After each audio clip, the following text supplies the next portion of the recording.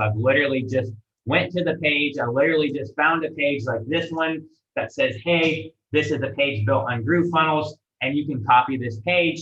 Literally just go to the extension. I click the copy button. It gives me a message, lets me know that it's copied. I come right back to my Groovefunnels account, and I just literally paste this inside there.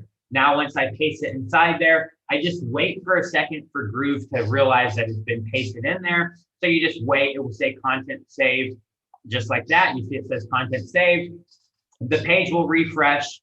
Once the page refreshed, now you can go in and you can edit this any way you want.